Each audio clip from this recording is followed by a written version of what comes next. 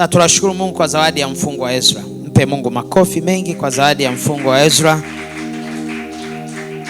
Mfungo wa Ezra ni mfungo wa siku 3 na tumekuwa na wiki kadhaa, na sasa tuko kwenye Ezra kwa ajili ya Pentekoste. Kwa hiyo ni Ezra Pentekoste na tuko kwenye wingu la 4. Wingu la 4 linahusisha siku ya leo, siku ya kesho na siku ya kesho kutwa. Na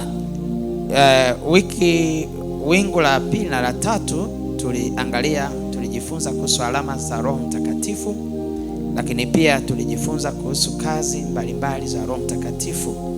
Na leo tunaendelea kujifunza na tutaangalia alama 2 ambazo ni kama alama moja lakini zimetumika kama alama 2. Na alama hizi ni mkono wa Mungu au mkono wa Bwana, na alama ya pili ni kidole cha Mungu au chanda cha Mungu. Mkono wa Mungu ambao pia unajulikana kama mkono wa Bwana, kidole cha Mungu ambayo pia hiyo alama inajulikana pia kama chanda cha Mungu. Kwa hiyo hizi alama mbili ni za muhimu, Biblia imezitumia sana. Na katika hali ya kawaida unapoongelea kidole ni sehemu ya mkono. Haleluya, haleluya, haleluya. Katika lugha ya kawaida, katika lugha ya kawaida, lakini katika lugha hasa ya kitaalamu tuna mkono wa juu na mkono wa chini, na mkono unakuwa unahusisha huu mfupa wa huu na huu mfupa wa juu, huu na huu. Alafu hiki kingine kinakuwa ni kiganja, na kile kiganja kina vidole. Haleluya, yes. Lakini katika lugha ya kawaida basi tunaweza tukasema mkono na kiganja una sehemu ya chini na sehemu ya juu, mfupa wa chini na mfupa wa juu. Sasa nataka tuangalie ni kidole cha Mungu. Biblia sehemu kadhaa ametumia kidole kuonyesha kwamba ana maana ya Roho Mtakatifu. Ana maana ya Roho Mtakatifu. Na kwa kweli tukisema katika hali ya kawaida vidole vinafanya kazi nyingi sana katika matumizi ya kawaida. Sasa hivi upo unaandika, tumia kidole kushika, kufanya nini. Vidole kwa kweli ikitokea huna sehemu hiyo, yani huna vidole, kwa kweli umeshindwa kufanya kazi nyingi, au hiyo sehemu ya mwili haina kazi, kwa sababu vidole vinafanya kazi nyingi. Na unapoongelea mkono, unapoongelea vidole, kwa kweli unaongelea kazi. Unapoongelea mkono, unaongelea vidole. Maana ya kwanza kabisa, ufahamu wa kwanza ambao unatuijia ni kuhusu kazi. Kwa hiyo Roho Mtakatifu anapofananishwa na mkono wa Mungu au kidole cha Mungu, kwa kweli inaonyesha vile ambavyo anahusika sana na kazi. Kwa hiyo anapotambulishwa kwa mkono au kwa vidole, kwa kweli anatambulishwa kwa kazi. Na mara kadhaa tumejifunza tukiona kwamba kwa kweli Roho Mtakatifu ni wa kazi, ni kazi, na anatamani tumpe kazi kwa sababu yupo kwa ajili ya kufanya kazi. Ni mtendaji. Baba na kazi zake, au mwana na kazi zake. Ni utatu kwa pamoja, ugawanyiki. Kazi ni za Baba, lakini mtendaji ni huyu Roho Mtakatifu. Kwa hiyo anapowakilishwa kwa alama ya mkono au kwa alama ya kidole, basi anaunganishwa moja kwa moja zaidi na kazi, na hivyo tumfikirie kwa ajili ya kazi, tumpe kazi, tufanye naye kazi. Usifanye kazi bila Roho Mtakatifu, kwa kumuita, kwa kumwalika, kwa kumpa nafasi ili aweze kufanya kazi.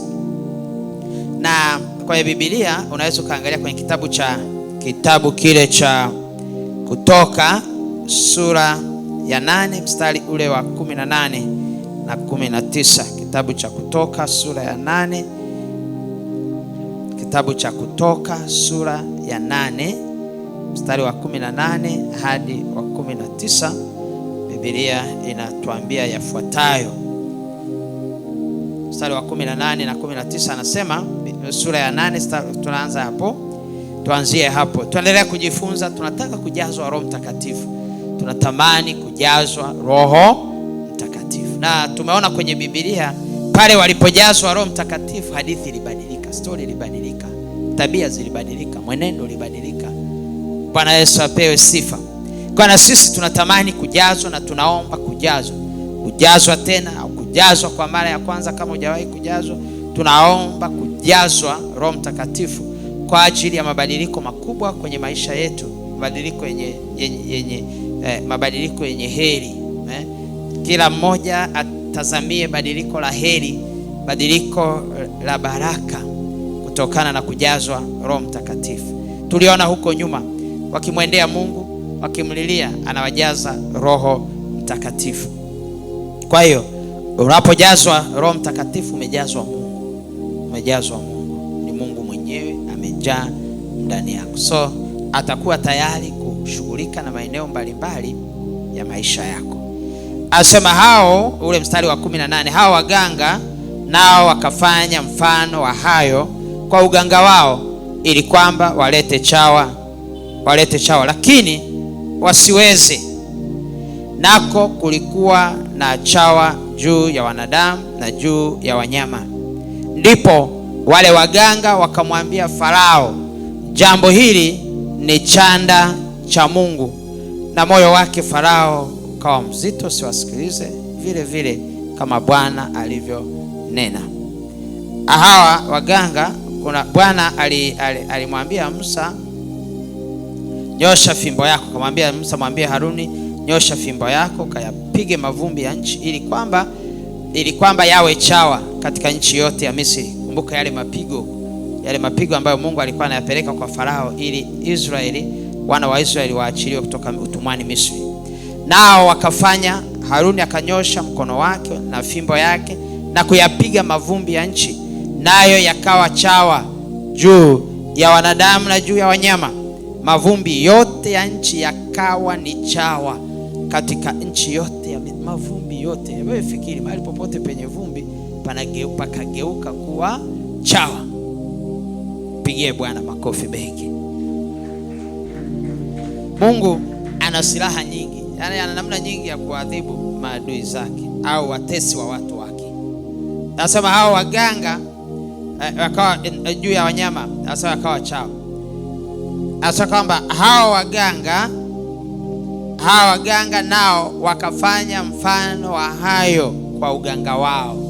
Farao alikuwa na waganga, alikuwa na waamini sana. Na sehemu nyingine tunaona wakifanya vitu kama tulivyoona wakati sehemu fulani Musa anarusha fimbo inakuwa nyoka, na waganga nao wanakuja na fimbo zao pale wanazifanya zinakuwa nyoka. Kwa hiyo this time tena akawaita Bwana, kuna mavumbi haya yamebadilika kuwa chawa. Sasa mnatusaidiaje? Biblia inasema kwamba hawa waganga wakafanya mfano wa hayo kwa uganga wao, ili kwamba walete chawa. Yaani walitaka tu kuonyesha kwamba chawa ni nini. Mungu anatuambia mbona hata sisi tunaweza kufanya hivyo. Na wao wakajaribu kufanya uganga wao ili mavumbi yawe chawa. Sijui haya mavumbi yalikuwa yanatoka wapi. Maana anatuambia mavumbi yote ya nchi yalikuwa yamegeuka kuwa chawa. Lakini wao wakataka wafanye kitu ili mavumbi nayo yawe chawa. Ni kawaida kwa shetani kuigiza vitu vya Mungu, ili kwa namna hiyo aweze kumpunguza Mungu kwa watu, lakini pia kuwafanya watu waweze kumgeukia na yeye, wajue kwamba anaweza kufanya mambo fulani. Kwa hiyo waganga wakafanya mfano wa hayo kwa uganga wao, ili kwamba walete chawa, lakini wasiweze. Nako kulikuwa na chawa juu ya wanadamu na juu ya wanyama. Wanadamu na wanyama walikuwa na chawa. Chawa ni hatari. Akiwa kwenye mwili wako anakufinya, hatari kweli kweli. Haleluya. Haleluya. Anakung'ata, ukasikia kupeleka mkono kwenda kumkamata yule chawa kule, akatengeneza ukawa sehemu ambayo utakiwa kuonekana unajikuna, na ndo uko hapo na chawa kule, na hapo ndo anajitafutia sifa hapo. Kwa hiyo anang'ata. Sasa watu walikuwa wanang'atwa, watu wote kwenye nchi, na wanyama walikuwa hawana raha, kila wakati wanajikuna tu, chawa wanang'ata. Kwa hiyo wale waganga wakajaribu kufanya vile, wakashindwa. Ndipo wale waganga wakamwambia Farao, jambo hili ni chanda cha Mungu, na moyo wake Farao ukawa mgumu asiwasikilize vile vile. Sasa wakajaribu kuigiza, lakini ikashindikana. Mwisho wakasema hiki ni kidole cha Mungu. Yaani hili jambo limefanywa kwa kidole cha Mungu. Jambo hili linatokana kidole cha Mungu. Bwana Yesu asifiwe. Chanda maana yake ni kidole. Sawa? Lakini nikuonyeshe sehemu nyingine, alafu baadaye utanielewa vizuri zaidi. Nikuonyeshe sehemu nyingine. Anaangalia kwenye kile kitabu cha Kutoka sura ya 31 mstari ule wa 18. Kutoka sura ya 31, Kutoka 31. Bwana Yesu apewe sifa.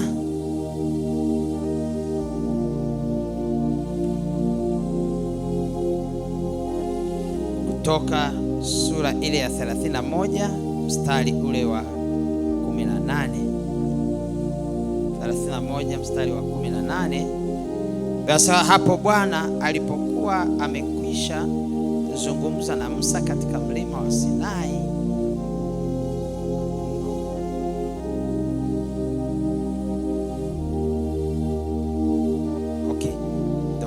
hapo Bwana alipokuwa amekwisha zungumza na Musa katika mlima wa Sinai, akampa hizo mbao mbili za ushuhuda, mbao mbili za mawe zilizoandikwa kwa chanda cha Mungu. Haleluya.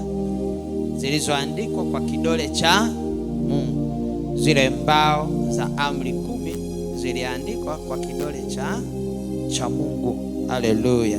Kwa chanda cha Mungu. Kwa hiyo kwenye Agano la Kale kuna hizo reference mbili ambazo zinaonyesha kidole cha Mungu kikifanya kazi, au chanda cha Mungu. Sasa nikulete kwenye kile kitabu cha Mathayo sura ya 12 mstari ule wa 28. Mathayo sura ya 12 mstari ule wa 28.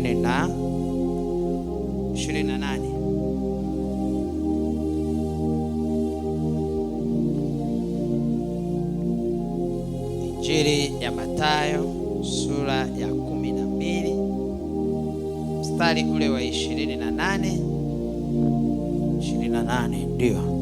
Nianze na 27. Anasema, na mimi nikitoa pepo kwa Beelzebuli, je, wana wenu watoa kwa nani? Kwa sababu hiyo hao ndio watakao wahukumu. Lakini mimi nikitoa pepo kwa Roho wa Mungu, basi ufalme wa Mungu umekwisha kuwainjilia. Ni Mathayo sura ya 12. Mathayo sura ya 12 mstari ule wa 28. Asa, lakini mimi nikitoa pepo kwa Roho wa Mungu, basi ufalme wa Mungu umekwisha kuwainjilia. Ama awezaje mtu kuingia ndani ya nyumba ya mtu mwenye nguvu na kuviteka vyombo vyake, asipomfunga kwanza yule mwenye nguvu? Ndipo atakapoteka nyumba yake. Haleluya. Asa, mtu asiye pamoja nami yu kinyume changu, na mtu asiyekusanya pamoja nami utapanya. Kwa sababu hiyo nawaambia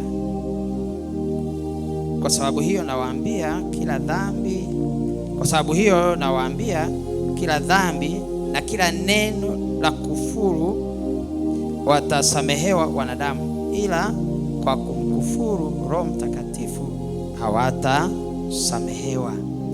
Okay, nikusomee sehemu nyingine. Luka sura ya 11.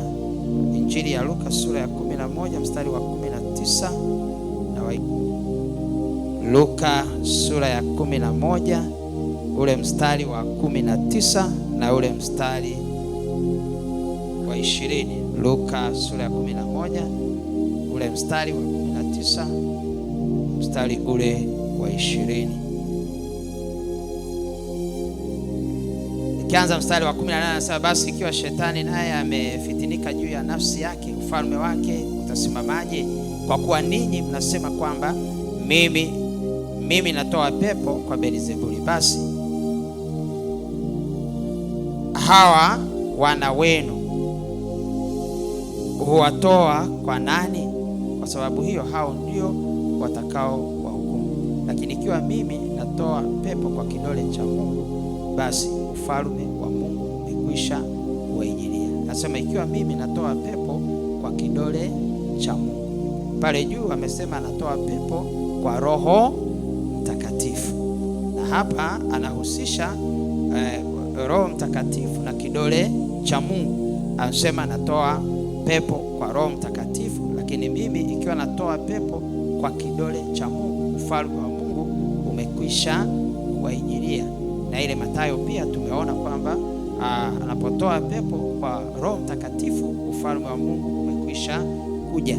Na hapa anaonyesha anatoa pepo kwa Roho Mtakatifu, alafu yule Roho Mtakatifu tena kwa chini yake anasema kwamba anatoa pepo kwa kidole cha Mungu. Kwa hiyo kidole cha Mungu kimetumika kuonyesha kwamba ni alama pia ya Roho Mtakatifu. Haleluya, Bwana Yesu asifiwe. Sema kidole cha Mungu. Sema kidole cha Mungu. Sema kidole cha Mungu. Sasa anatoa pepo kwa kidole cha Mungu, na wale wachawi wanapojaribu kuingilia ile kazi ambayo imefanywa kwa kidole cha Mungu wanashindwa. Wanapojaribu kuiharibu au kuivuruga au kuipunguza ile kazi ambayo imefanywa kwa kidole cha Mungu au chanda cha Mungu au Roho Mtakatifu, wanashindwa. Kwa hiyo tunamshukuru Roho Mtakatifu kwamba pale ambapo anahusika na akafanya kazi yake, wale wanaotaka kuigeuza, wanaotaka kuipindua au wanaotaka kuipunguza ile kazi hawataweza. Wawe ni wachawi, wawe ni waganga, au iwe ni mizimu na nguvu zote za giza, haziwezi kupunguza ile kazi au haziwezi kuneutralize, haziwezi kuharibu ile kazi ambayo imefanywa kwa Roho Mtakatifu. Kwa hiyo tunaomba huyu Roho Mtakatifu anapotujaza afanye hizo kazi na atusaidie na sisi kufanya kazi kwa yeye, ili kwamba na kitu chochote ambacho kitataka kuharibu hizo kazi kisiweze. Haleluya, haleluya. Lakini pia Mungu anamtumia Roho Mtakatifu kuandika mambo mbalimbali. Anasema aliandika amri za Mungu kwa chanda cha Mungu. Kwa hiyo Roho Mtakatifu ametumika, Mungu amemtumia kuandika, na hata maandiko haya Biblia inasema kwamba wale watu ambao waliandika haya maandiko waliongozwa na Mungu wakayasema, waliongozwa na Mungu kwa Roho Mtakatifu kuyaandika. Kwa hiyo Roho Mtakatifu ni mwandishi. Bwana Yesu asifiwe. Roho Mtakatifu ni mwandishi kama tulivyoona, lakini pia Roho Mtakatifu anatumika hapa, tumeona kama kidole cha Mungu kwa ajili ya kutoa pepo. Anapokuja kwako, Mungu ataenda kutoa kila pepo au kila roho ya shetani inayofanya kazi kwenye maisha yetu. Kwa hiyo tunamshukuru huyu Roho Mtakatifu anapoonyeshwa kwa sura ya kidole au chanda, vile ambavyo tumeona kazi yake, anahusishwa zaidi na kazi kushika, kama vile ambavyo tunaona vidole vinavyofanya kazi mbalimbali. Bwana Yesu asifiwe. Bwana Yesu apewe sifa. Lakini pia kidole na mkono ni vitu ambavyo viko pamoja na vinaenda pamoja. Angalia ile Isaya, ni kusomea Isaya 63 mstari wa 7. Isaya 63 ule mstari wa 7. Isaya 63 mstari wa 7 hadi wa 14. Anasema nitautaja wema wa Bwana, sifa za Bwana kwa yote aliyotukirimia Bwana, na wingi wa wema wake kwa nyumba ya Israeli, aliyowakirimia kwa rehema zake na kwa wingi wa wema wake. Tarudia hiyo sehemu. nitautaja wema wa Bwana, sifa za Bwana kwa yote aliyotukirimia Bwana, na wingi wa wema wake kwa nyumba ya Israeli aliyowakirimia kwa rehema zake, na kwa wingi wa wema wake.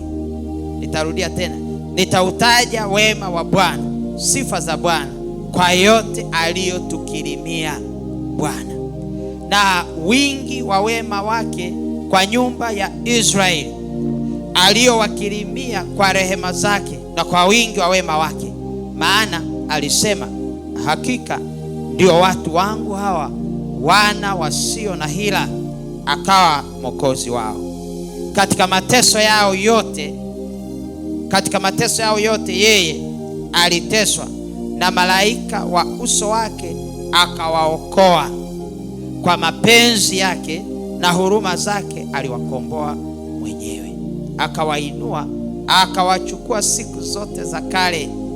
Angalia mstari wa 10. Lakini wakaasi, wakamhuzunisha roho yake mtakatifu. Lakini wakaasi, wakamhuzunisha roho yake mtakatifu. Kwa hiyo akawageukia, akawa adui, akapigana nao. Lakini wakaasi, wakamhuzunisha roho yake mtakatifu. Kwa hiyo akawageukia, akawa adui, akapigana nao. Unapomwasi Mungu, anakugeuka, unakuwa adui yake, anaanza kupigana nawe. Anasema wakamhuzunisha roho yake mtakatifu. Ndipo alipozikumbuka siku za kale za Musa na watu wake, akisema, yako wapi? Anasema, yuko wapi yeye aliyewapandisha toka baharini pamoja na wachungaji wa kundi lake? Yuko wapi yeye aliyetia kati yao roho yake mtakatifu?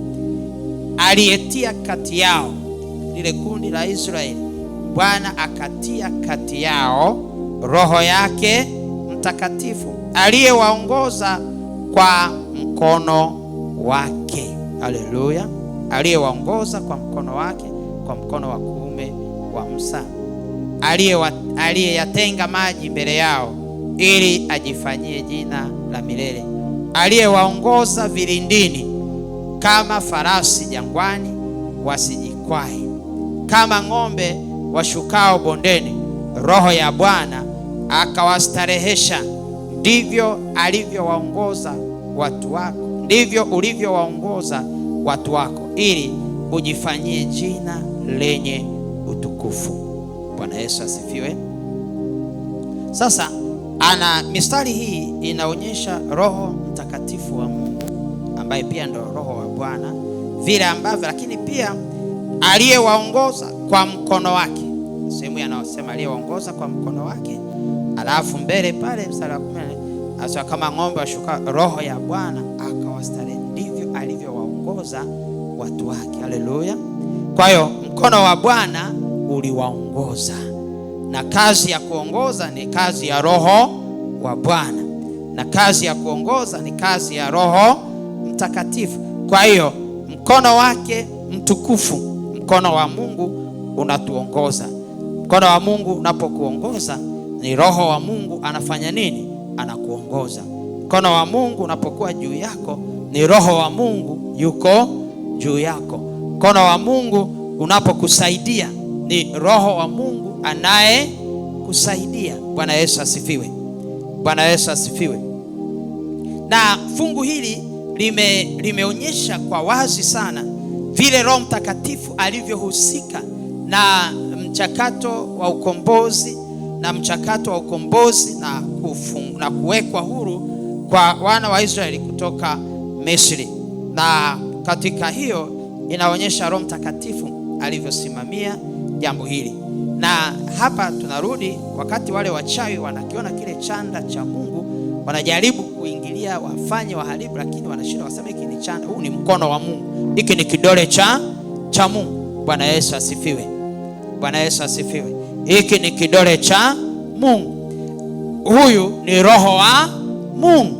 Haleluya. Kwa hiyo walikuwa wanakiri kwamba huyu ni Roho wa Mungu, na Roho wa Mungu anapokuwa amefunga jambo, amefanya jambo, hawawezi kuliingia. ni sawa na ile kazi ambayo ataifanya ndani yako na ukaiamini, basi hiyo kazi inakuwa ni kwamba wachawi, waganga na nguvu za giza hawezi tena kuiharibu. Haleluya, haleluya. Na mimi namuomba Mungu, kama ambavyo alifanya jambo hili, wachawi wale wakashindwa kulivuruga wale waganga, basi Mungu akafanye hivyo kwenye maisha yako, kwa chanda chake, kwa roho wake, kwa kidole chake, afanye kazi kwenye maisha yako kwa namna ambayo shetani akijaribu kuja kuineutralize ashindwe, katika jina la Yesu Kristo, amen. Nasema Mungu atafanya kazi kwenye maisha yako ambayo hakuna giza wala nguvu za giza zitakazoiharibu, katika jina la Yesu Kristo. Mungu atatenda jambo kwenye ndoa yako, Mungu atatenda jambo kwenye kazi yako, Mungu atatenda jambo kwenye afya yako, atatenda jambo kwenye uchumi na kwenye fedha ambayo shetani na mawakala wake hawataweza kuivuruga, hawataweza kuiharibu. Wataijaribu lakini watashindwa, na watakiri kwamba hiki ni chanda cha Mungu, hiki ni kidole cha Mungu, huyu ni roho wa Mungu. Hii ni kazi ya Roho Mtakatifu ambayo hatuwezi kuiharibu. Naomba unapojazwa na Roho Mtakatifu, Mungu afanye hivyo ndani yako na kwenye maisha yako, katika jina la Yesu Kristo. Sema amen. Sema tena amen.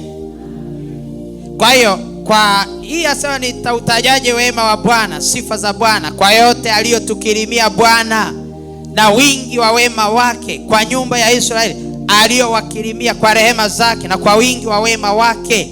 Maana alisema hakika ndio watu wangu hawa, wana wasio na hila, akawa mwokozi wao. Katika mateso yao yote yeye aliteswa, na malaika wa uso wake akawaokoa. Kwa mapenzi yake na huruma zake aliwakomboa mwenyewe. Kwa mapenzi yake na kwa huruma zake, Roho Mtakatifu, roho yake Bwana akawakomboa. Na Mungu afanye hivyo kwenye maisha yako, katika jina la Yesu Kristo. Haleluya, haleluya. Roho Mtakatifu afanye kazi kama kidole cha Mungu kwenye maisha yako. Yesu anasema, nami nikitoa pepo kwa kidole cha Mungu, ufalme wa Mungu umewaijia. Haleluya. Kwa hiyo kidole hiki cha Mungu kinatoa pepo. Unapojazwa Roho Mtakatifu, huyo Roho Mtakatifu akatoe kila pepo kwenye maisha yako au kwenye maisha ya watu wako, kwenye nyumba yako, katika jina la Yesu Kristo. Sema amen. Sema amen. Sema tena amen. Sema kidole cha Mungu, chanda cha Mungu, mkono wa Mungu, mkono wa Bwana. Kwa hiyo hizi ni temu hasa. Hii chanda na kidole hayajaonekana mara nyingi, ni kama mara 4. Hizo 2 kwenye Agano la Kale limetumia neno chanda, na hizi 2 kwenye Agano Jipya limetumia neno kidole. Lakini neno mkono limeonekana mara nyingi sana, mara nyingi sana. Mkono wa Mungu, mkono wa Mungu, mkono wa Mungu, mkono wa Bwana, mkono wa Bwana. Kwa hiyo kila tunapoona huo mkono, basi tujue hiyo ni kazi ya Roho Mtakatifu. Ni Roho Mtakatifu yupo kazini. Bwana Yesu asifiwe. Ni Roho Mtakatifu yupo kazini. Unapoyafungua haya maandiko kuanzia mwanzo, utaona sehemu nyingi sana neno mkono, mkono, mkono wa Bwana, mkono wa Mungu, mkono wa Bwana.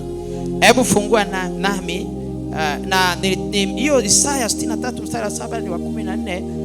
Nilitaka nikuonyeshe, nasema a central role, ile kazi kuu ya msingi ambayo Roho Mtakatifu alihusika kuifanya katika ukombozi. Wiki iliyopita tuliona vile ambavyo kwa upepo wa mashariki, ambayo bado ni Roho Mtakatifu, vile ambavyo ile bahari ya Shamu ilifanya nini? Iligawanywa, wakapita katikati. Lakini kumbe hata zile operation zingine kule Misri za kupiga, za kufanya nini, Roho Mtakatifu alikuwa anafanya kazi. Pigie makofi Roho Mtakatifu. Kwa hiyo anaonekana sana kwenye Agano la Kale. Roho Mtakatifu mara nyingi hatajwi kama Roho Mtakatifu, anatumia majina mengine. Kwa hiyo kati ya majina mengine kama Roho wa Bwana, kama tulivyoona, Roho ya Bwana au roho ya Bwana, mara nyingi wanatumia neno Roho ya Bwana. Kwenye Agano Jipya ndo wanatumia Roho wa Bwana. Kwenye Agano la Kale wanatumia Roho ya Bwana. Anasema kwamba hapa anasema Roho yako Mtakatifu, Roho yako Mtakatifu. Na Roho yako Mtakatifu aliyetia, yuko wapi yeye aliyetia kati yao Roho yake Mtakatifu aliyewaongoza. Haleluya, aliyewaongoza huyo Roho Mtakatifu.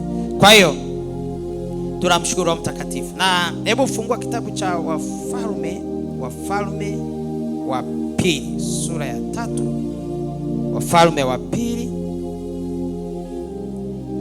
pili sura ile ya 3 mstari wa 15.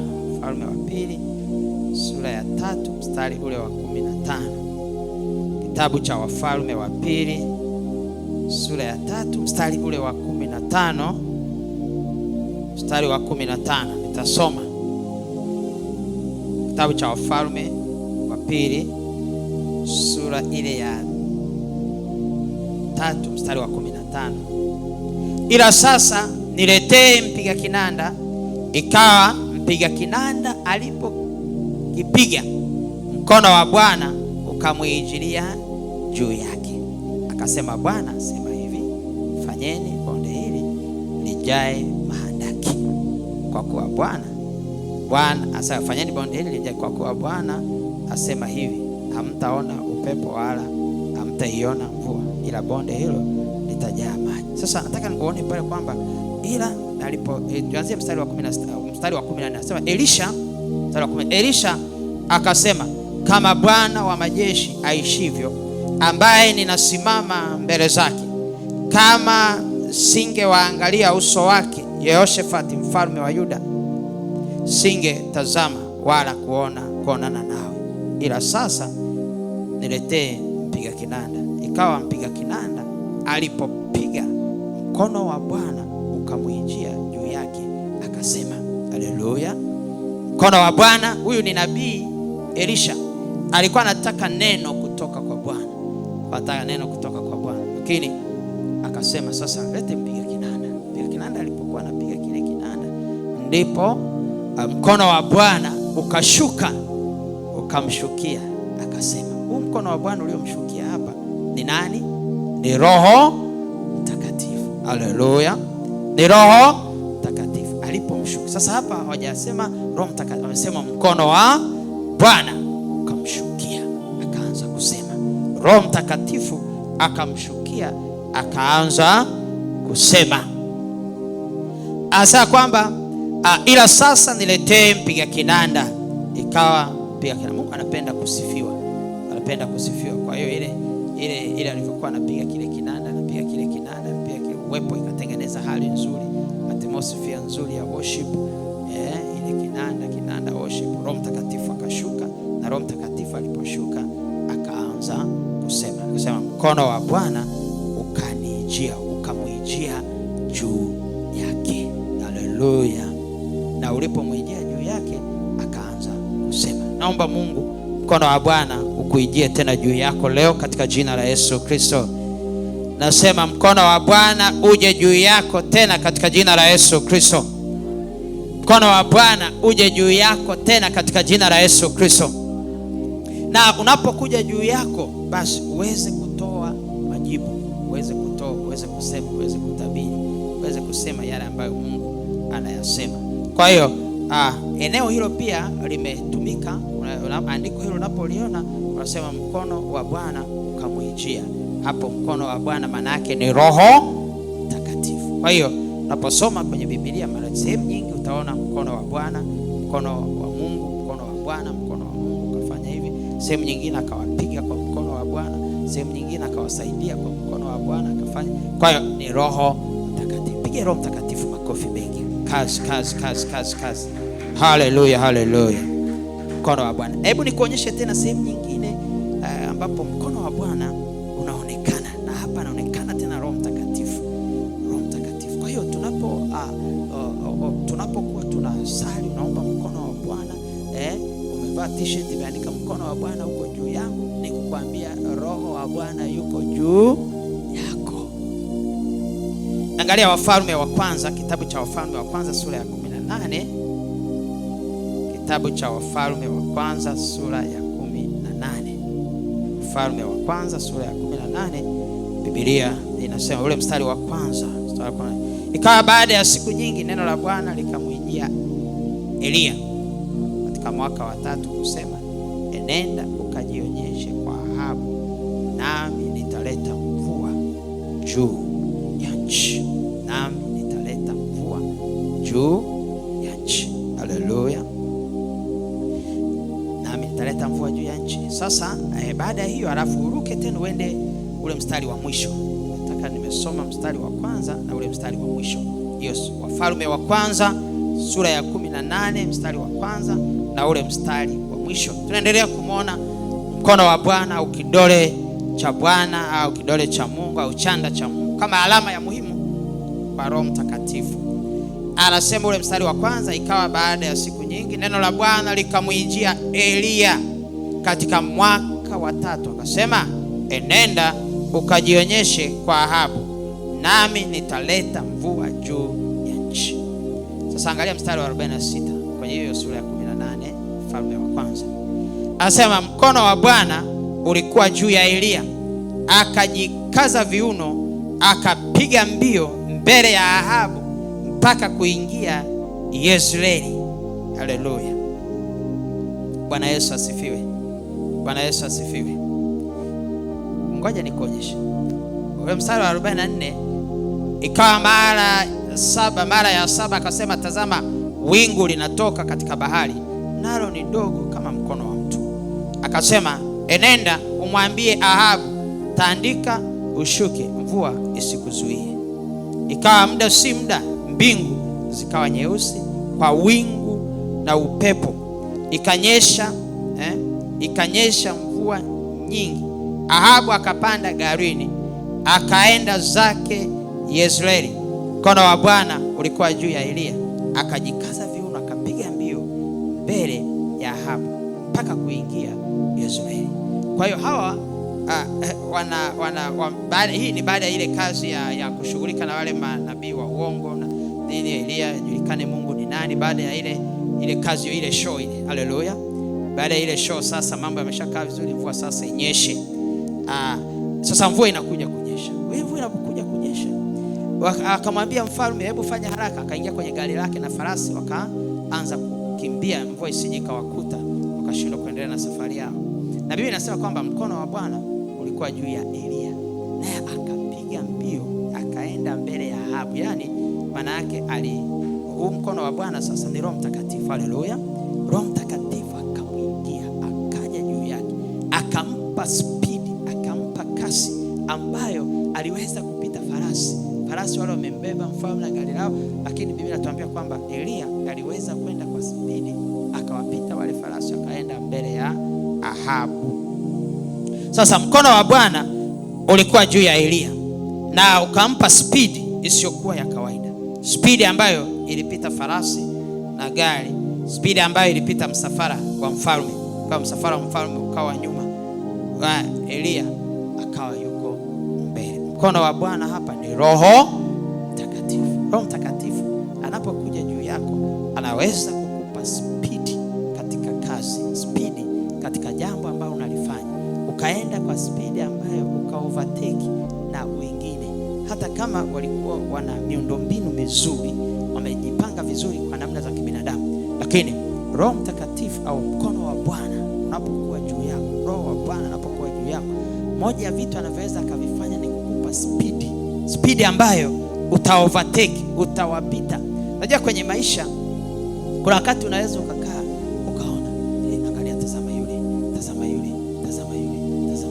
mimi bado, kiangalia hiki bado, kiangalia hiki bado, na vitu unavisubiri, unaona muda umeenda, unafanya hivi, unafanya vile, na kwa unaweza hata ukaingia kwenye wasiwasi, ukaingia kwenye mashaka, unaweza ukavunjika moyo, unaweza ukamwona hata Bwana sasa ananisaidiaje, maana muda umeshaenda, au wenzangu wameshanipita sana, wenzangu tuliosoma nao sasa wana hiki wana kile, wale tulio graduate nao sasa wana hiki wana kile kwa muda fulani, sasa na mimi bado sina kitu.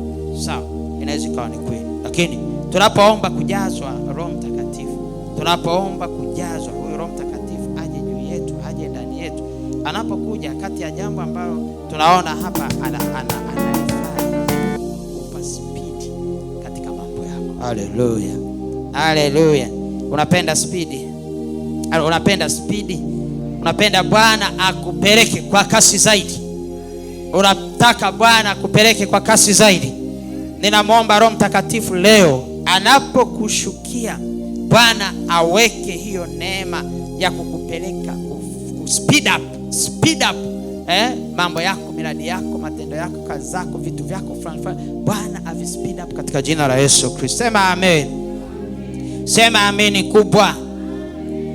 Bwana aongeze speed ya mambo yako katika jina la Yesu Kristo. Bwana aongeze speed kwenye biashara yako katika jina la Yesu Kristo. Na hii sio speed tu, it's an overtaking speed. Ile kasi inayo overtake, unapita speed au kasi, ule mwendo kasi unaopita wengine, unawapita walikutangulia. Maana alimwambia mfalme, hebu ondoka, na mfalme akaondoka.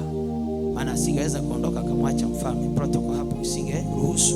Kwa hiyo lazima mfalme aliondoka kwanza, kama alivyomwambia ondoka, haraka akaingia kwenye gari lake akaondoka.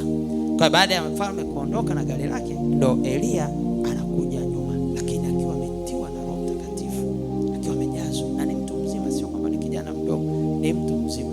Na anaanza kukimbia, anapita farasi, anapita gari. Haleluya. Hebu fikiri, unaenda hivi unashangaa kuna mtu anakimbia, anatoka, unaendesha gari kwa gari yako tu, alafu unaona kuna mtu anakimbia huko nyuma, anakuja anakupita, tunakovertake, unamwangalia huyu anapita, yuko mbele, anaenda tu. Ni jambo la ajabu. Haleluya. Ni jambo la ajabu ambalo kibinadamu haliwezekani, lakini kwa Mungu yote yanawezekana. Haleluya. Mpe Bwana makofi mengi. Naomba Mungu aweke hii overtaking speed ndani yako katika jina la Yesu Kristo. Unapojazwa Roho Mtakatifu, yale mambo unayoona umechelewa, yale mambo unayoona huko nyuma, yale mambo unayoona wamekuzidi, wamefanya nini, Mungu aweke speed inayopita kawaida, na uweze kupita wengine na kwenda mbele katika jina la Yesu Kristo. Haleluya. Sema amen. Sema amen. Kwa hiyo mkono wa Bwana ulipokuwa juu ya Elia, Roho wa Bwana alipokuwa juu ya Elia, alimpa speed isiyokuwa ya kawaida. Alimpa speed isiyokuwa ya kawaida. Na wewe upate hiyo speed kwa Roho wa Bwana leo katika jina la Yesu Kristo. Sema amen. Nasema upate speed hiyo kwenye kazi zako katika jina la Yesu Kristo. Upate speed hiyo kwenye biashara zako katika jina la Yesu Kristo. Upate speed hiyo kwenye huduma na utumishi wako katika jina la Yesu Kristo. Kwenye zile hatua za maisha, Bwana sasa akupe speed mpya katika jina la Yesu Kristo. Sema amen. Mkono wa Bwana ulipokuwa juu ya Elia, alipiga speed, akapita gari la farasi, akaenda mbele. Na wewe mkono wa Bwana, yani Roho wa Bwana, Roho Mtakatifu anapokuja juu yako, anapokujaza, akupe speed. Kama ulikuwa umechoka, kama ulikuwa umepaki, kama ulikuwa umekata tamaa, ulikuwa umevunjika moyo. Unajua kuna wakati unaendelea na maisha, lakini kuna maeneo umeshakata tamaa, na kama ni gari limeshapaki, au mwendo umepungua, mwendo wako umepungua, unaenda ni kama unavuta miguu. Sasa leo Roho Mtakatifu anapokuja ndani yako, akupe mwendo mpya. Haleluya. Akupe speed mpya. Haleluya. Uweze kwenda kwa kasi zaidi. Haleluya.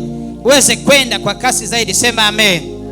Uweze kwenda kwa speed zaidi. Sema amen. Ukapite waliokutangulia. Sema amen. Ukapite waliokutangulia. Sema amen. Asema ndivyo Roho wa Bwana alivyowastarehesha. Roho Mtakatifu anapokuja, anapokuwa ndani yako, anakustarehesha. Unapata starehe. Haleluya. Unapata starehe. Asema ndivyo Roho wa Bwana alivyowastarehesha, alivyowaongoza. Mkono wa Bwana ulipokuwa juu yao, Roho wa Bwana alipokuwa juu yao, aliwapa starehe, aliwastarehesha, aliwapa pumziko.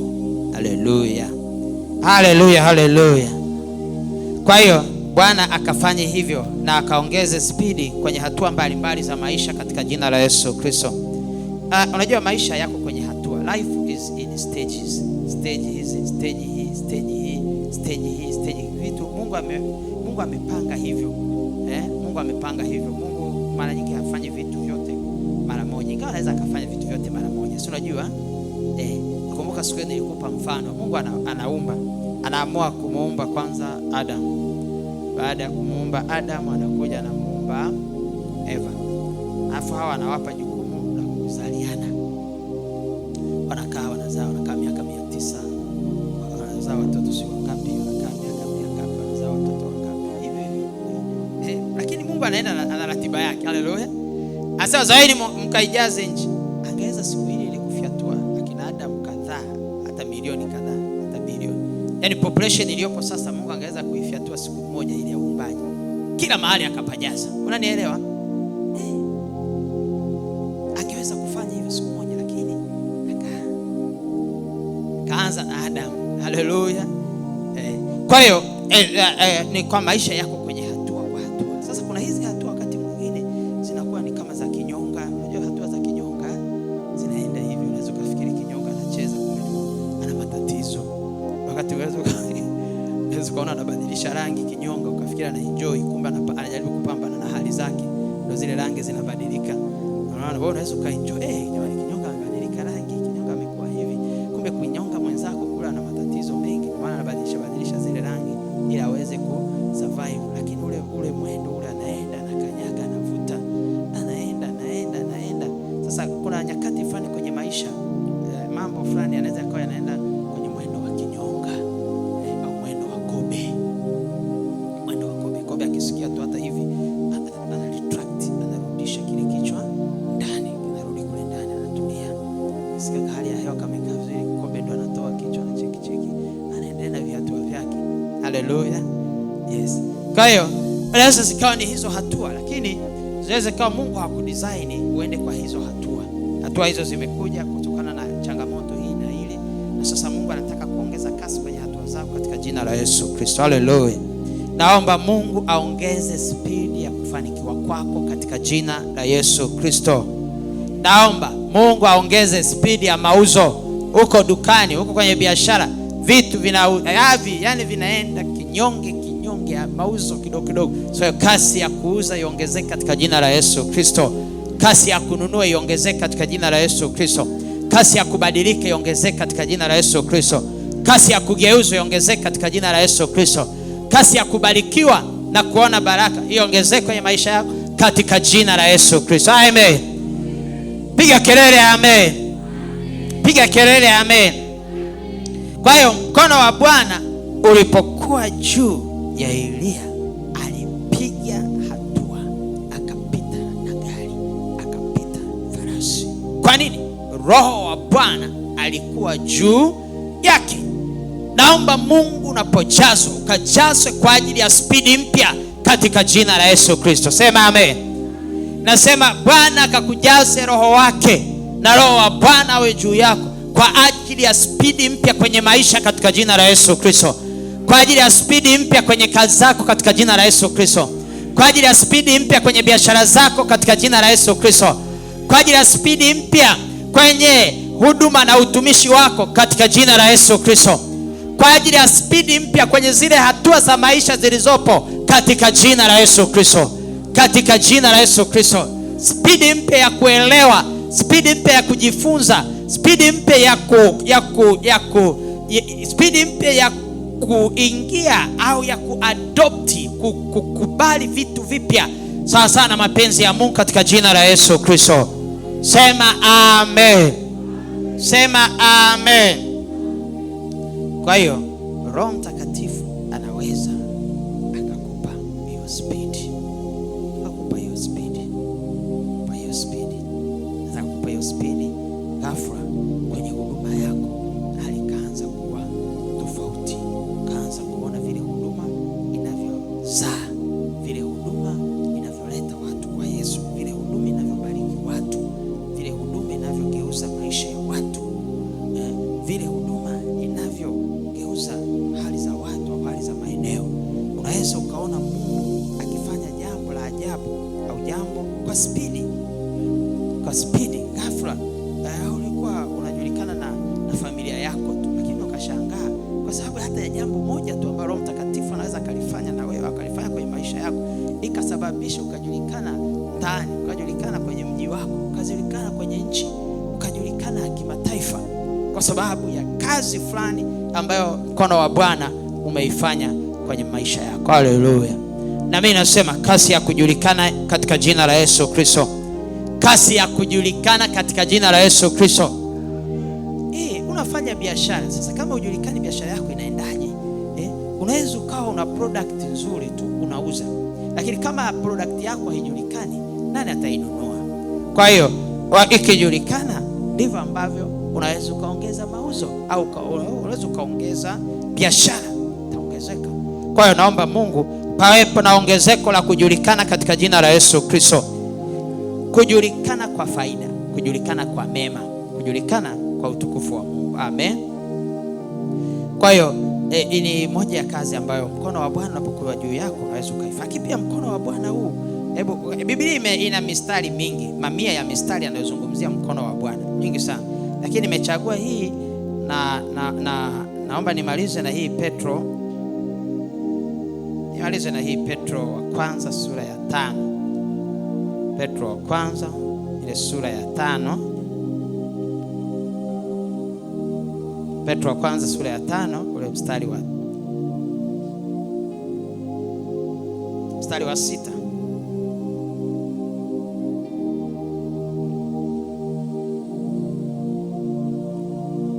Haleluya.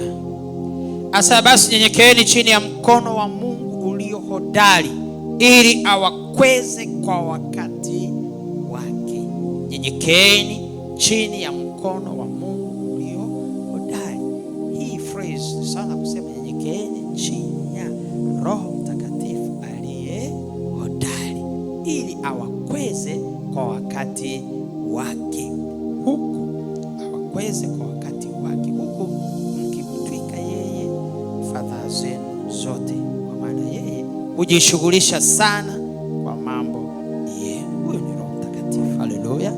Nyenyekeeni chini ya Roho Mtakatifu, chini ya Roho Mtakatifu aliye hodari. Roho Mtakatifu ni hodari. Nyenyekea chini yake, mtambue na uwe tayari kumtii, uwe tayari kumsikiliza, uwe tayari kumshirikisha mambo yako, uwe tayari kumuuliza, uwe tayari kumhoji, uwe tayari kujadiliana naye kwa maneno tu machache. Asema huku mkimtwika yeye fadhaa zenu zote, kwa maana yeye hujishughulisha sana kwa mambo yenu. Roho Mtakatifu anajishughulisha sana na mambo yetu, kwa sababu ndiye tumepewa, hujishughulisha sana na mambo yetu. Baba Yesu anasema, neno la Mungu anasema yeye alikaenda, Baba akamtuma Roho Mtakatifu akaja, anafanya hizo kazi zote. Ni kazi za Mungu anazifanya kwenye maisha yetu. Kwa hiyo tunyenyekee chini ya Roho Mtakatifu, tunyenyekee, tumtambue uwepo wake na tumpe nafasi ya kutuongoza, tumtii, tusimhuzunishe. Tumesikia ile Isaya 63, walimhuzunisha yule Roho Mtakatifu wa Mungu. Walipomhuzunisha yule Roho Mtakatifu, akageuka akawa adui yao. Kumhuzunisha Roho Mtakatifu, anageuka na kuwa adui yako, anakuwa mpinzani wako.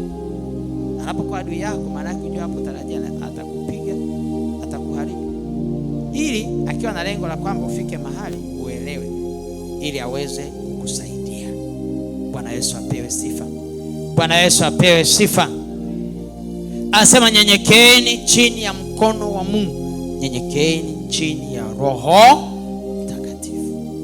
Nyenyekea chini ya Roho Mtakatifu, atakukweza kwa wakati, atakuinua, atakuweka mahali unapostahili.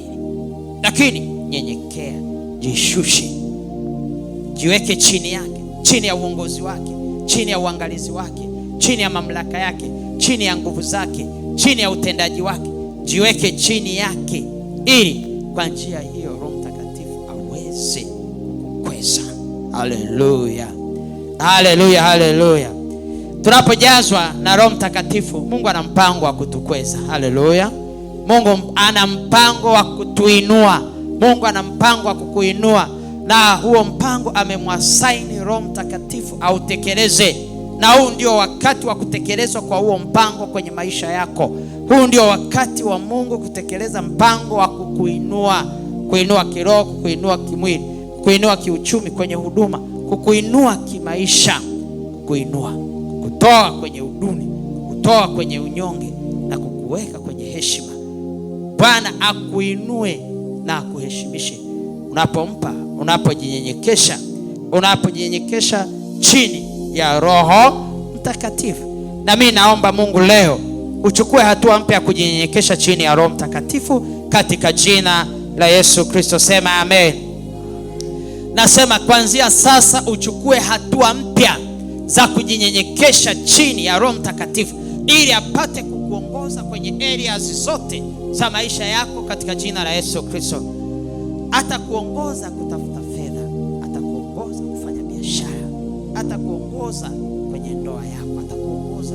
Huyo Roho Mtakatifu unapojinyenyekesha chini yake, unapojiweka chini yake, asema anakuweza. Unapojishusha anakuweza, unapojishusha anakuinua, unapojiweka chini anakutoa chini, anakuweka juu. Tufanye hivi katika jina la Yesu Kristo. Amen. Pigia Roho Mtakatifu makofi mengi.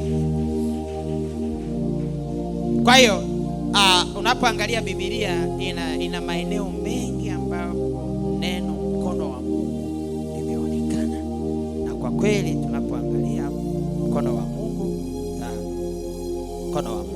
kweli ni Roho wa Mungu, ni Roho Mtakatifu. Kwa hiyo hii inazidi kuonyesha vile ambavyo Roho Mtakatifu yupo kwenye kazi, na vile ambavyo Roho Mtakatifu ni wa kazi, na vile ambavyo Roho Mtakatifu ni kwa ajili ya kazi, na yupo kufanya kazi, na anataka umpe kazi. Mpe kazi, kazi yoyote mpe, kazi yoyote iliyo njema, kazi yoyote iliyo ya mpe. Roho Mtakatifu, nisaidie hiki, nisaidie hiki, nisaidie hiki. Kwa tusalende kwenye mikono ya Roho Mtakatifu, tusalende, tujiweke chini, nyenyekea chini ya mkono wake, chini ya Roho Mtakatifu, naye atakuinua, atakukweza kwa wakati wake. Hebu sema kwa wakati wake. Hebu sema kwa wakati wake.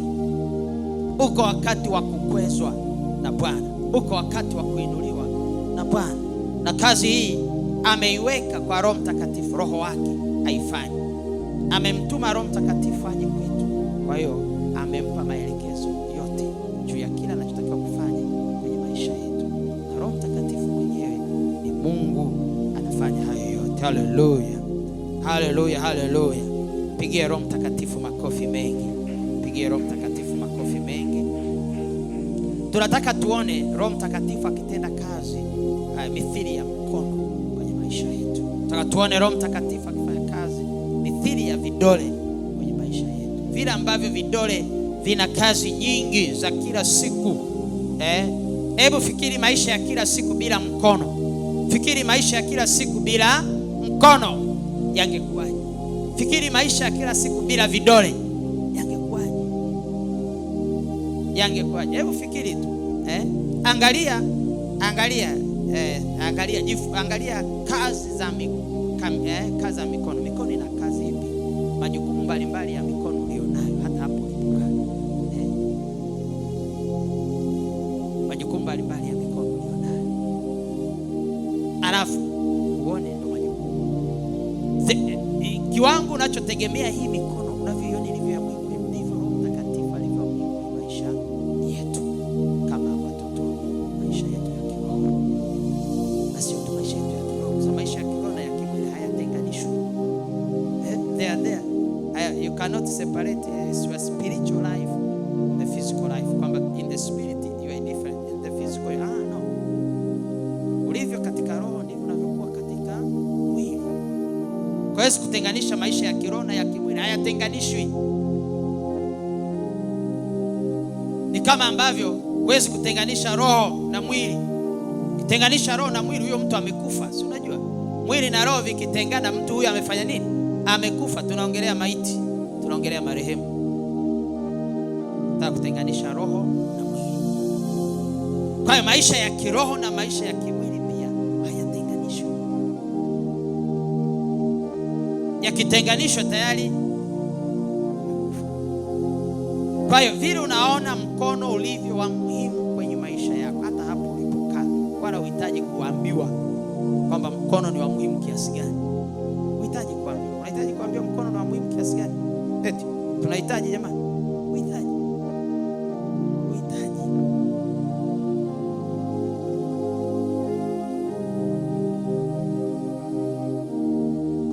Kwa hiyo kwa jinsi hiyo hiyo ndivyo ambavyo Roho Mtakatifu alivyo wa muhimu kwenye maisha yako. Kwa yeye ambaye unamwamini Mungu, ndivyo Roho Mtakatifu alivyo wa muhimu kwenye maisha yako. Ukitaka kukaa mikono inahusika, ukitaka kunyanyuka mikono inahusika, ukitembea mikono inahusika, kutengeneza body balance. Wewe jaribu tu kuashuka kama hauna mikono, ibane tu hivi, alafu tembea ukiwa mikono umeibana. Unaona hiyo shida unayoipata ipo tu, ila tu umeibana, yani hujairuhusu, hujaipa uhuru wa kufanya vile ninavyotaka. Umeibana tu hapo. Utaona ugumu tayari unakuja kwenye kutembea kwako. Kwa hiyo tunapoangalia mkono ulivyo wa muhimu kwako, tunamtambua Roho Mtakatifu alivyo wa muhimu.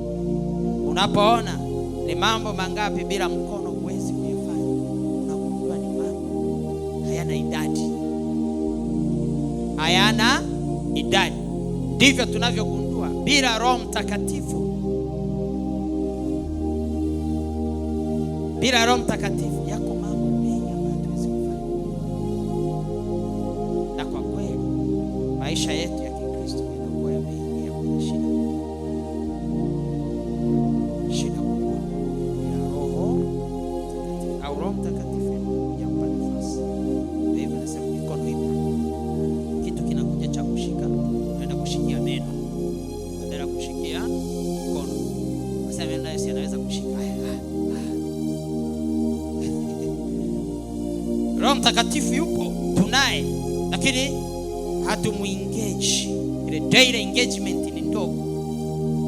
Kumpa nafasi, tunampa nafasi kidogo. Kwani sana mtu aliye na mikono afu kaiweka mfukoni, anataka kuanguka, angeweza kushika hivi, anaenda hivyo hivyo, mikono iko mfukoni, anaenda mpaka au hatari inakuja, angeweza kuweka mkono akazuia, lakini mikono iko mfukoni, haitumiki. Hebu fikiri, unayo mikono alafu huitumii, mambo yanavyokuwa magumu. Ndivyo ambavyo tumejazwa Roho Mtakatifu, au Roho Mtakatifu yupo kwa ajili yetu, lakini tunamtumia kiasi gani? Tunampa nafasi kiasi gani? Hiyo ni ya muhimu sana. Kwa hiyo mikono yako, vidole vyako, mikono yako, vidole vyako. Unaweza ukawa unakula na hujui umuhimu wa kidole fulani. Sasa ngoja kiumwe kile kidole, alafu wakati wa kula ufike labda ndo unakula. Haleluya. Kidole tu hicho kinauma, mwili wote unafanya nini? Kwa hiyo vidole vyetu ni vya muhimu, mikono yetu ni ya muhimu, tena si ya muhimu, ya lazima. Kama ambavyo bila mkono hujakamilika, bila Roho Mtakatifu hujakamilika. Kama ambavyo bila mkono ni mlemavu, basi bila Roho Mtakatifu unakuwa Mkristo mlemavu. Na Mungu anasikitika anapoona na kundi kubwa la watu wale ambao ni Wakristo lakini ni walemavu, hawana Roho Mtakatifu. Ni walemavu, hawana Roho Mtakatifu. Bwana Yesu apewe sifa. Piga makofi kwa mkono wa Bwana.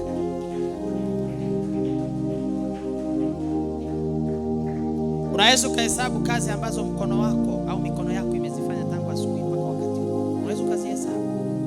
Unaweza ukazihesabu. Hawezi. Ndivyo ambavyo kazi za Roho Mtakatifu zilivyo kwenye maisha yetu ya kila siku, hatuwezi kuzihesabu. Hatuwezi kuzihesabu. Nakwambia hata miguu inatembea, lakini na take advantage ya balance ya nini? Ya mikono.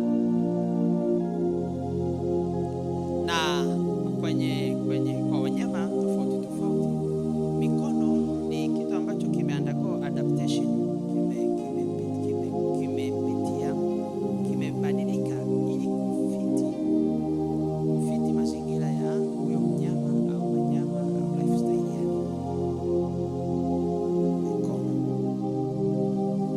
ndege mikono, unajua mikono ndo imedevelop kwa mabawa.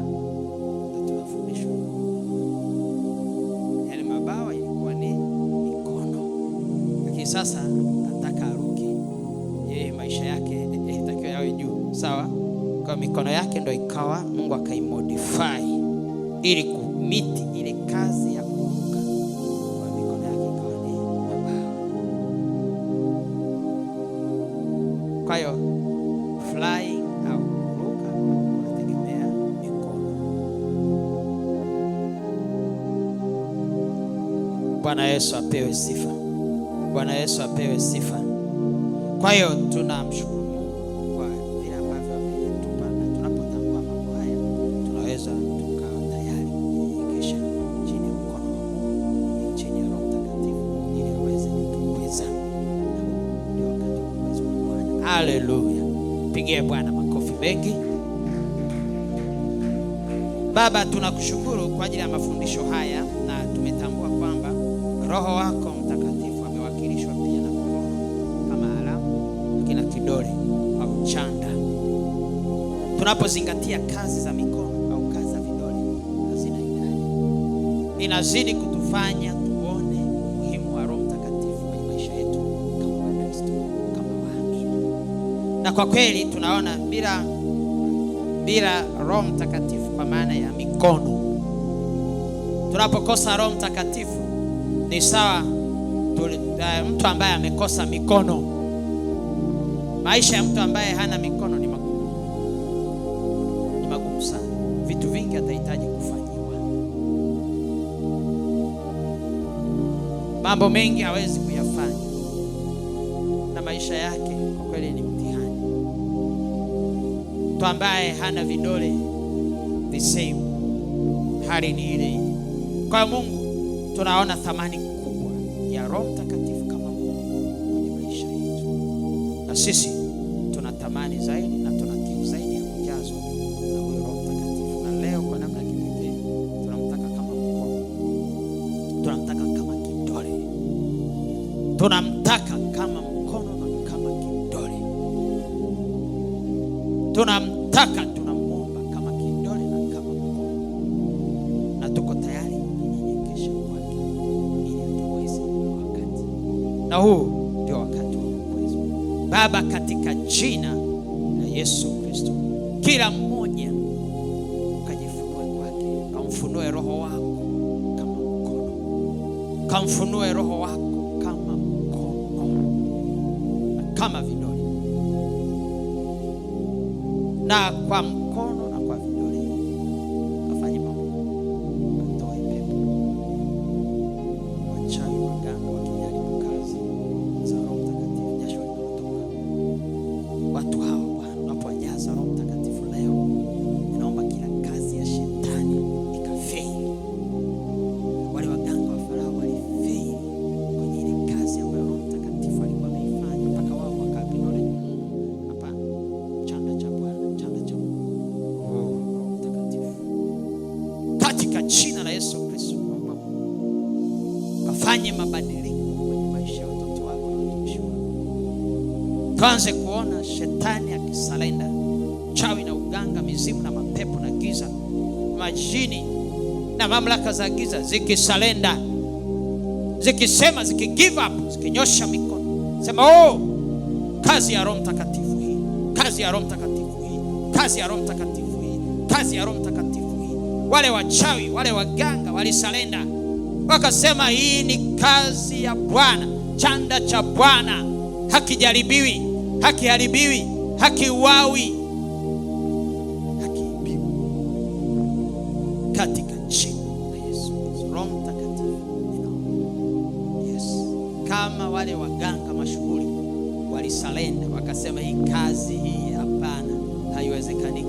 Baba, watu hawa kazi zao kuanzia sasa, wao wenyewe na kazi zao, Roho Mtakatifu unapomjaza umfanye yeye mwenyewe na kazi zake.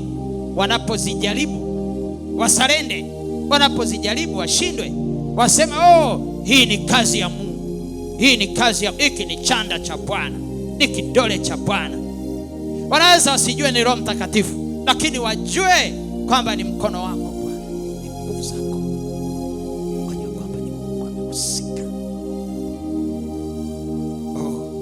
Tunaona Roho Mtakatifu ni wewe unayeweza ukatufikisha mahali hapo kwenye maisha, mahali hapo kwenye kazi zetu, kwenye biashara zetu, mahali ambapo shetani na mawakala wake wanapotujaribu, wanadunda.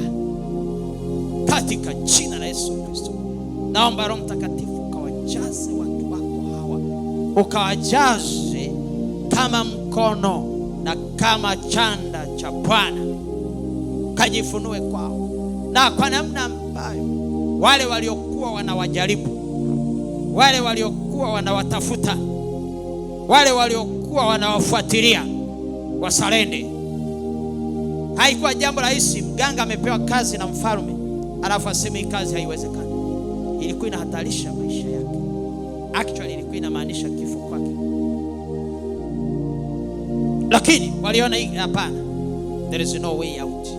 Kazi yako wataijaribu, watakusanyana, wataitana, watapeana taarifa, wataijaribu kazi, watamjaribu mwanao, watajaribu ndoa yako, watajaribu biashara yako, watajaribu kazi yako, watajaribu huduma yako, watajaribu maono yako, ili wayapige, ili wayaue, ili wayaharibu, ili waya neutralize. Lakini watadunda, watashindwa, watasalenda, watanyosha mikono yao, watasema, oh, hii ni kazi ya Bwana, hii ni kazi ya Mungu asiye na kikao na wanadamu. Katika jina la Yesu Kristo, katika jina la Yesu Kristo, katika jina la Yesu Kristo.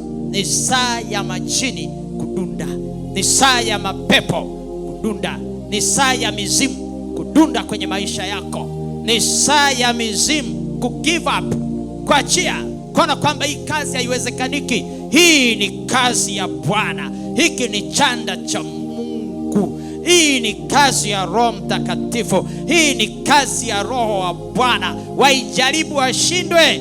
Musa mtumishi wako alitengeneza wale chawa, lakini wakataka kuharibu ile kazi, wakataka kuivuruga, wakataka kuiua, wakataka kuiondoa, wakataka kuifanya kwamba si chochote. Wale waganga wakashindwa. Oh, katika jina la Yesu Kristo, Roho Mtakatifu, ninaomba wajaze watu hawa walioko mahali hapa, wale wanaotufuatilia kwa njia ya radio, wanatufuatilia popote pale walipo. Ninaomba Mungu, kila mmoja umsili, umfunge kwa namna hiyo. Anapojaribiwa na adui, anapojaribiwa na pepo wabaya, anapojaribiwa na dunia, anapojaribiwa na ulimwengu, anapojaribiwa kwa namna mbalimbali ile, ili kuiba, kuharibu na kuchinja, ili kuiba, ili kusambaratisha, Bwana, hao washindwe na wale wakili ya kwamba hii ni kazi ya Mungu kuanzia sasa, katika jina la Yesu Kristo. Kama kuna mishari, kama kuna wachawi, kama kuna waganga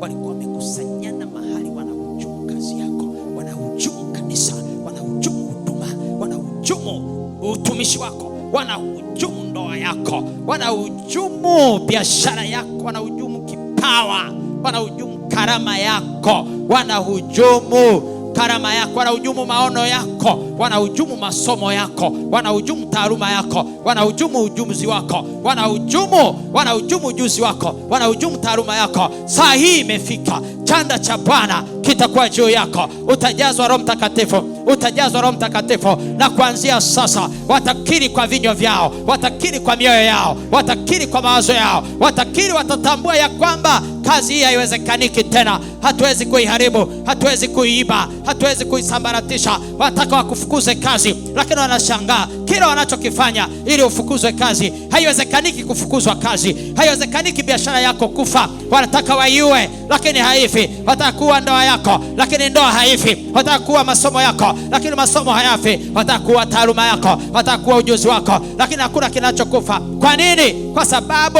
ni kazi ya Roho Mtakatifu, ni chanda cha Bwana, ni kidole cha Mungu, ni mkono wa Mungu. Wakiri namna hiyo, waone hivyo, wakiri hivyo popote pale walipo, katika jina la Yesu Kristo. Baba, ninaomba jambo hilo kwa ajili ya watu wako hawa. Ninaomba Bwana kwa ajili ya walioko hapa, kwa ajili walioko mbali, kwa ajili wanaotufuatilia popote pale walipo, Bwana, kwa imani yao, kwa imani yake, kwa imani yake, kwa imani yake, kwa imani yake, ninaomba Mungu, kile chanda, ule Roho wako Mtakatifu aweke kwa namna hiyo. Mashetani washindwe, mapepo washindwe, wachawi washindwe, uganga ushindwe, uchawi ushindwe. Majini yaliyotumwa yanapofika yapelekee taarifa, yawaambie ya kwamba mahali pale hapaingiliki. Wanatuma majini, wanatuma wakuu wa giza, wanatuma wakuu wa kipepo. Wanapofika wanakuta kilicho wanachokutana nacho, wanarudisha taarifa, wanasema mahali pale ni chanda cha Bwana, mahali pale ni chanda cha Bwana, ndoa ile ni chanda cha Bwana, biashara ile ni chanda cha Bwana, kanisa lile ni chanda cha Bwana,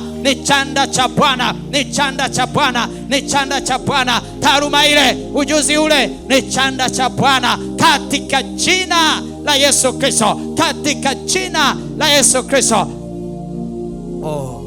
Wewe ni Mungu, wewe ni Mungu. Roho Mtakatifu, fanya jambo hilo kwa watu hawa, fanya jambo hilo kwa kila anayesikia sauti hii na anatamani kuwekwa kwenye hiyo level ambayo wale wanaotumwa kuja kukuharibu wanarudi, wanasurrender. Sema pale hapa haibiwi, pale hapa haribiki.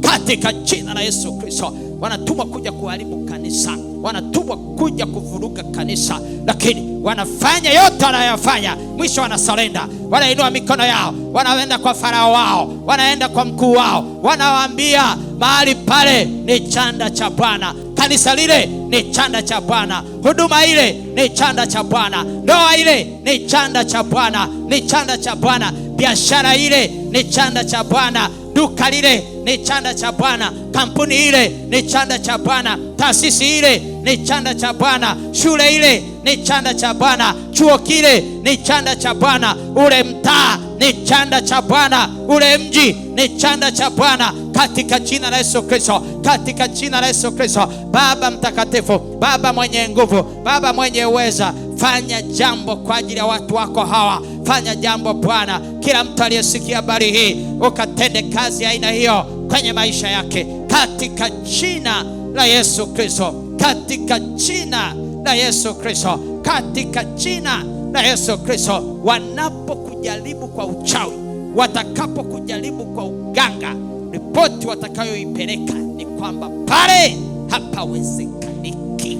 Chana na ikasi katika jina la Yesu Kristo. Huyo ni Roho Mtakatifu anayeweza kukuweka kwenye hiyo status, anayeweza kukuweka kwenye hiyo kategori, anaweza kukuweka kwenye hiyo ngazi, anaweza kukuweka kwenye hicho cheo, ya kwamba wanakuja wanakujaribu, wanadunda, wanaenda wanasema ile ni habari nyingine, ile ni habari ya Bwana, ile ni kazi ya Bwana, ile ni kazi ya Bwana, haijaribiwi.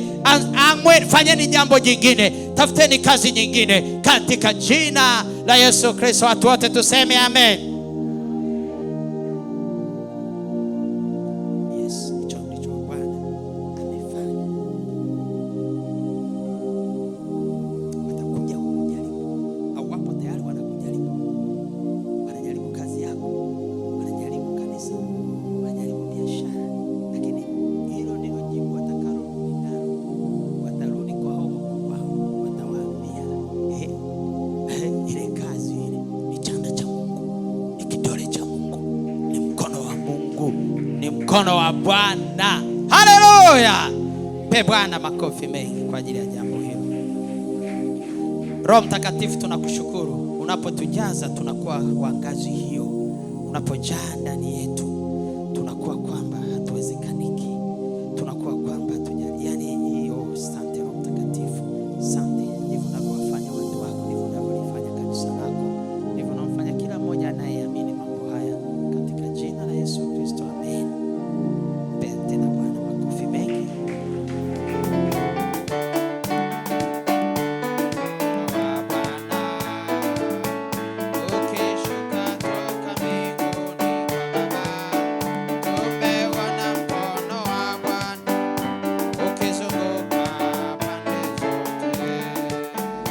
Haleluya. Baba, katika jina la Yesu, naomba tena mkono wako washukie watu hawa, mkono wako unaoponya, yule Roho wako Mtakatifu anayeponya, ashuke kwa watu hawa. Roho wako Mtakatifu anayefungua, mkono wako unaofungua uwe juu yao, na ule mkono wako unaobariki uwe juu yao, katika jina la Yesu Kristo. Kawafungue, kawaponye, kawabariki. Kamfungue, umponye, umbariki. Umfungue, umponye, umbariki, katika jina la Yesu Kristo. Baba, kwa mkono wako umponye, kwa mkono wako umfungue, kwa mkono wako umbariki, kwa ajili ya utukufu wako, katika jina la Yesu Kristo, katika jina la Yesu Kristo. Watu wanapomuona, wanapoyaona maisha yake, waokoke. Watu waokoke kwa sababu ya kazi ya mkono wako kwenye maisha yake. Watu wabadilike, watu wamfuate Yesu, watu wamnyenyekee chini ya Bwana, na Mungu wetu apate utukufu, Mungu wetu apate heshima. Naomba Mungu, kila aliye na maumivu kwenye mwili wake, kila aliye na maumivu ya nafsi, maumivu ya moyo, maumivu ya mwili, Yesu, ninaomba mkono wako uwe juu yake ili kumponya. Mkono wako uwe juu yake ili kumponya. Mkono wako uwe juu yake ili kumfungua. Mkono wako uwe juu yake ili kumbariki. Mkono wa Bwana uwe juu yako ili kukufungua, ili kukuponya, ili kukubariki na kubadilisha maisha yako kabisa, katika jina la Yesu Kristo, katika jina la Yesu Kristo, katika jina la Yesu Kristo. Roho Mtakatifu uliye mkono wa Mungu, Roho Mtakatifu uliye kidole cha Mungu, Roho Mtakatifu uliye mkono wa Mungu, Roho Mtakatifu uliye kidole cha Mungu, fanya kazi kwa watu hawa. Ninakukabidhi, ninakukabidhi, ninakukabidhi, ninakukabidhi, ninakukabidhi, nakukabidhi magonjwa, shida alizo nazo, changamoto alizo nazo, hofu zake, na kukabidhi, na kukabidhi hofu zake, na kukabidhi mashaka yake, na kukabidhi kilio chake, na kukabidhi kilio cha huyo, na kukabidhi kilio chake, na kukabidhi huzuni yake, na kukabidhi Bwana, amevunjika moyo, amekata tamaa. Ninakukabidhi Mungu wetu, ninamkabidhi kwako, umwangalie, na kukabidhi kwako, umtizame, na kukabidhi Bwana, katika jina la Yesu Kristo, katika jina la Yesu Kristo. Yule aliyekuja mahali hapa Bwana, biashara yake ikiwa imekwama, mkono wa Bwana kwenye hiyo biashara sasa ukaifungue. Wewe uliyefika mahali hapa, au wewe unayesikiliza popote pale ulipo, ndoa yako iko kwenye mgogoro, mkono wa Bwana ushuke kwenye hiyo ndoa na kumaliza huo mgogoro. Taaluma yako iko kwenye mgogoro, imekwama, umekwama kitaaluma, mkono wa Bwana ukuokoe, mkono wa Bwana ukutoe kwenye huo mkwamo. Uko mahali hapa unasikiliza popote pale ulipo, Baba, ninaomba huyo ambaye amekataliwa, huyo ambaye kazi zake zimekataliwa, huyo ambaye Mungu, ninaomba mkono wako Bwana usimwache, mkono wako usiache, mkono wako usimwache, katika jina la Yesu Kristo, katika jina la Yesu Kristo. Baba, fanya jambo kwa mkono wako, kwa mkono wako, kwa kidole chako, kwa kidole chako, kwa kidole chako. Toa huyo pepo anayemtesa, toa huyo jini mahaba, toa huyo mzimu unayemtesa, toa huyo mzimu, toa kwa kidole chako Bwana. Toa hiyo mizimu, toa hizo laana, toa hiyo mikosi, toa hizo nuksi, toa Bwana. Futa Bwana kwa mkono wako, futa kila kazi ya adui kwenye maisha ya mwanao huyu, kila kazi ya ibilisi iliyofanywa kwenye ufahamu wake, kwenye ufahamu wake. Huyo mtu ambaye fahamu zake zimevurugwa, huyo mtu ambaye amestuck, huyo mtu ambaye ufahamu wake umevurugwa, huyo mtu ambaye ufahamu wake umevurugwa, Yesu, ingilia kati ufahamu wake, utengeneze. Mkono wa Bwana ufungue akili zako, mkono wa Bwana ufungue huyo mme ambaye haangalii familia yake. Ninatuma mkono wa Bwana, mkono wa Bwana uwe juu ya huyo mwanaume, umfanye aikumbuke nyumba yake, aikumbuke familia yake, umfanye Bwana abadilike katika jina la Yesu Kristo. Badilisha hiyo familia. Asante Yesu, asante Baba, asante Mungu kwa ajili ya mkono wako. Asante kwa ajili ya mkono wako unaoponya, mkono wako unaofungua. Yes, mkono wa Mungu umekufikia kupitia injili hii, kupitia neno hili unalolisikia, kupitia neno hili ambalo umelisikia. Ndivyo Mungu ameachilia kwako huo mkono wake na kidole chake, ili kukufungua, ili kukuponya, ili kukubariki. Mungu atukuzwe, watu waokoke katika jina la Yesu Kristo, na wokovu wako ukae sawa sawa, wokovu wako ukae sawa sawa. Asante Mungu, asante Yesu, asante Mungu, asante Yesu, asante Yesu. Neema ya kunyenyekea chini ya Roho Mtakatifu. Kuanzia sasa utakuwa mnyenyekevu kwa Roho Mtakatifu. Utajinyenyekesha kwa Roho Mtakatifu kila wakati, kwa kumuomba, kwa kumuuliza, kwa kusema naye, kwa kuomba ushauri wake. Utajinyenyekesha kwa kumuuliza, nifanyeje Roho Mtakatifu, unasemaje hapa, unaniambia nini Roho Mtakatifu? Namna ya kujinyenyekesha. Kuto kumuuliza, kuto kumshirikisha ni kujikweza, ni kujionyesha unayaweza. Lakini unapojishusha, unapomwonyesha kwamba huyawezi mwenyewe bali unamhitaji, unakuwa umejishusha katika jina la Yesu Kristo. Baba tunakushukuru, Baba tunakutukuza.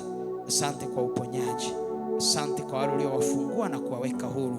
Asante Mungu kwa ajili ya baraka nyingi kwenye kazi, kwenye biashara, baraka za kifedha, baraka za kiuchumi, baraka kwenye maisha yake. Natamka kila baraka ya Mungu ambayo ilikuwa imezuiliwa, lakini sasa mkono wa Mungu uko juu yako ili kukubariki. Mkono wa Mungu uko juu yako ili kukubariki katika jina la Yesu Kristo.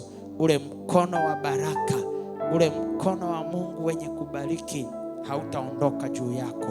Utakubariki asubuhi, utakubariki mchana, utakubariki jioni, utakubariki usiku, utakubariki ukiwa umelala, utakubariki ukiwa macho, utakubariki utokapo na uingiapo. Huo mkono wa Bwana hautakuacha. Ni Roho wa Bwana, ni Roho wa milele, ni Mungu katika jina la Yesu Kristo. Sema amen.